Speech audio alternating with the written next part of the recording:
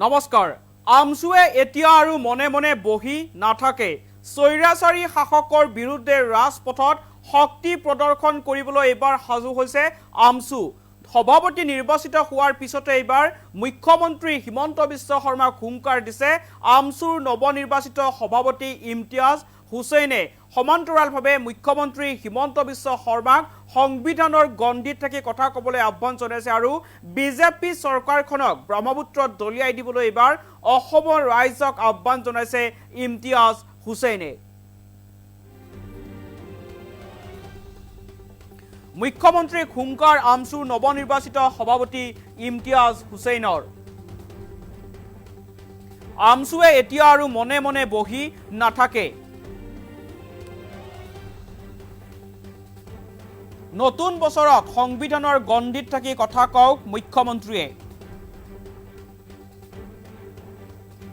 স্বৈৰাচাৰী শাসনৰ বিৰুদ্ধে এইবাৰ ৰাজপথত শক্তি দেখুৱাব আমছুৱে।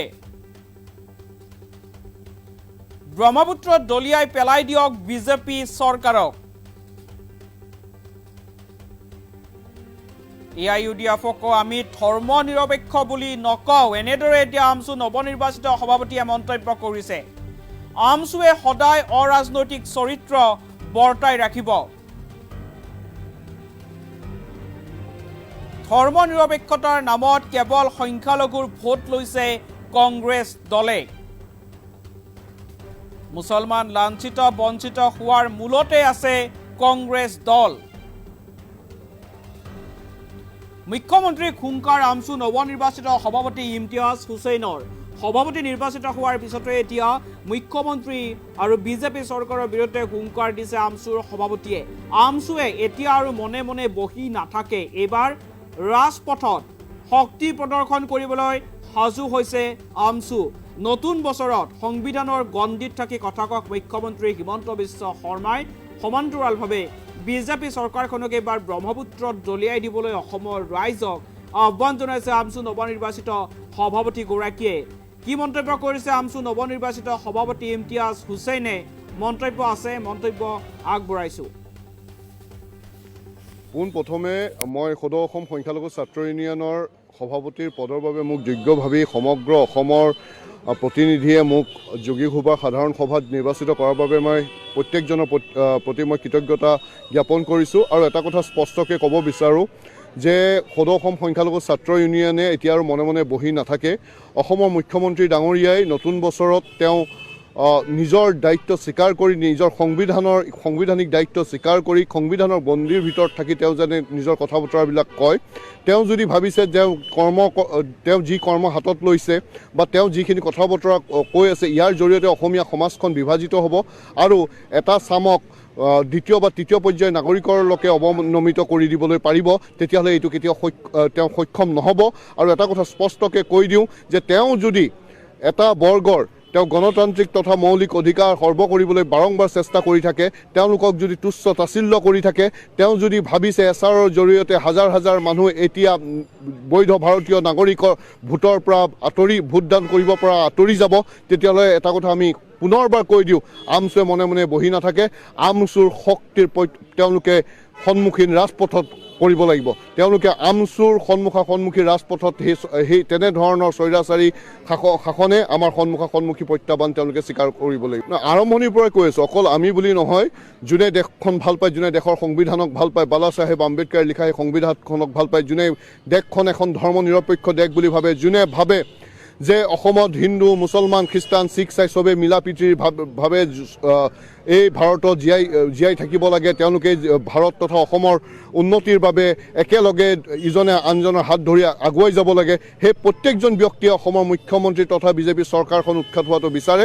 নহয়, আমছুৰ ষ্টেণ্ড আৰম্ভণিৰ পৰাই এটা যে আমি ধৰ্ম নিৰপেক্ষ শক্তিৰ লগত আমি আছোঁ। আমি বিজেপিৰ কেতিয়াও সমৰ্থন কৰিবলৈ নোৱাৰোঁ আৰু আমি বিজেপিৰ যেনে পুনৰবাৰ চৰকাৰত নাহে তাৰ বাবে আমি ৰাইজক, অকল সংখ্যালঘু জনগণৰ নহয়, সংখ্যালঘু ৰাইজকো ওচৰতো আমি আহ্বান জনাম যে এই চৰকাৰখনক আপোনালোকে সেই ব্ৰহ্মপুত্ৰ নৈত আপোনালোকে দলিয়াই পেলাই দিয়ক আৰু পুনৰবাৰ এক ধৰ্ম নিৰপেক্ষ চৰকাৰ যেনে অসমত আহে আৰু সেই অসমখনত যি শান্তি বিশৃংখলতা আমি দেখা পাই আছোঁ, আমি ধৰ্ম নিৰপেক্ষ দল হিচাপে সেই দলবোৰক ভাবোঁ যোনবোৰ দলে ধৰ্মৰ নাম লৈ ৰাজনীতি নকৰে, যোনে আমি ধৰ্ম নিৰপেক্ষ বুলি তেওঁলোকক আমি এতিয়ালৈকে আমি স্বীকৃতি দিবলৈ আমি পৰা নাই, কাৰণ তেওঁলোকে ক'ৰবাত না ক'ৰবাত তেওঁলোকে ধৰ্মটো আনি লোৱা আমাৰ পৰিলক্ষিত হৈছে AIDF-ও। কিন্তু এটা কথা সঁচাই আমি স্পষ্টভাৱে ক'ব লাগিব যে বিজেপিয়ে যি হিচাপে চূড়ান্ত পৰ্যায়ত সাম্প্ৰদায়িক ৰাজনীতি কৰে, তেনে ৰাজনীতি চাগে অকল অসম বা ভাৰতেৰে নহয়, বিশ্বৰ কোনো সাম্প্ৰদায়িক দলেও এনেধৰণৰ চূড়ান্ত পৰ্যায়ত সাম্প্ৰদায়িক ৰাজনীতি নকৰে। সেয়েহে অসমৰ প্ৰতিজন জনগণৰ তথা মানৱ দৰদী লোকৰ এইটো দায়িত্ব হ'ব যে এই চৰকাৰখনক উৎখাত কৰে। এই চৰকাৰখনে আমাৰ হৈ কাৰণে ৰাইজৰ হৈ একো কাম কৰা নাই, অসমৰ উন্নতিৰ হৈ একো কাম কৰা নাই, তেওঁলোকে নিজৰ ব্যক্তিগত উন্নতিৰ হৈ কাম কৰিছে, তেওঁলোক নিজে ব্যক্তিগতভাৱে উন্নত হৈ আছে। তেওঁলোকক যদি কোনোবাই প্ৰশ্ন কৰে, তেওঁলোকে আইনৰ অপব্যৱহাৰ কৰি কাৰণে তেওঁলোকে বিভিন্ন সময়ত দেখা গৈছে তেওঁলোকে অত্যাচাৰিত কৰি থকা দেখা গৈ আছে। এইখিনি যি অন্যায়ভাৱে ৰাইজৰ মাজত যি তেওঁলোকৰ গণতান্ত্ৰিক কণ্ঠ তেওঁলোকক স্তব্ধ কৰাৰ এটা চেষ্টা চলোৱা হৈ আছে, ইয়াৰ বিৰুদ্ধে আমি থিয় হৈছোঁ আৰু আমি ভাবোঁ যে প্ৰতিজন গণতন্ত্ৰ প্ৰেমী সংবিধানখনক আগফালে লৈ যাই চৰকাৰ প্ৰশাসনে আগুৱাই যাব লাগে বুলি ভবা প্ৰতিজন ব্যক্তিয়ে ইয়াৰ বিৰোধিতা কৰিব। আমি কাকোকে প্ৰত্যক্ষভাৱে আমি সহায় নকৰোঁ। আমি নিজৰ অৰাজনৈতিক চৰিত্ৰ আমি বজাই ৰাখিম। আমি এটা অৰাজনৈতিক ছাত্ৰ সংগঠন, আমি ৰাইজক এৱেৰ কৰিম যে এটা সাম্প্ৰদায়িক ৰাজনৈতিক দলক আমি অসমৰ মজিয়াৰ পৰা আমি চিৰবিদায় দিবলৈ লাগে। অসমত আমি বিভিন্ন সময়ত বিভিন্ন ৰাজনৈতিক দলে আহি এইখন অসমত চৰকাৰ গঠন কৰিছে। হয়, তেওঁলোকে ভুল কৰিছে, শুদ্ধ কৰিছে, তাৰ মাজেৰে আমি চলি গৈছোঁ, কিন্তু কেতিয়াও সমাজখন এনেধৰণৰ বিভাজিত হোৱা নাই। আজি হিন্দু মুছলিম খ্ৰীষ্টিয়ানৰ নামত যি এটা বিভাজনমূলক আজি এক কংগ্ৰেছৰ প্ৰতি আপোনালোকৰ ষ্টেণ্ড কি হ'ব? কংগ্ৰেছৰ এটা কথাই স্পষ্ট কৰিছোঁ যে তেওঁলোকে ধৰ্ম নিৰপেক্ষৰ নামত তেওঁলোকে হয়তো সংখ্যালঘুৰ ভোট যোৱা 60-70টা বছৰ তেওঁলোকে ল'লে, কিন্তু আজি সংখ্যালঘু জনগণৰ যি ক্ষেত্ৰত আজি তেওঁলোকে লাঞ্ছিত হৈছে, তুচ্ছ তাচ্ছিল্য হৈছে, তাৰ বাবে কংগ্ৰেছ বহু পৰিমাণে দায়ী। তেওঁলোকে বিভিন্ন সমস্যা সমাধান নকৰাৰ বাবে আজি বিজেপিৰ বাবে এনেধৰণৰ তেওঁলোকৰ সুযোগ পাইছে যে সংখ্যালঘু ৰাইজক তেওঁলোকে অত্যাচাৰিত কৰিবলৈ তেওঁলোকে সক্ষম হৈছে।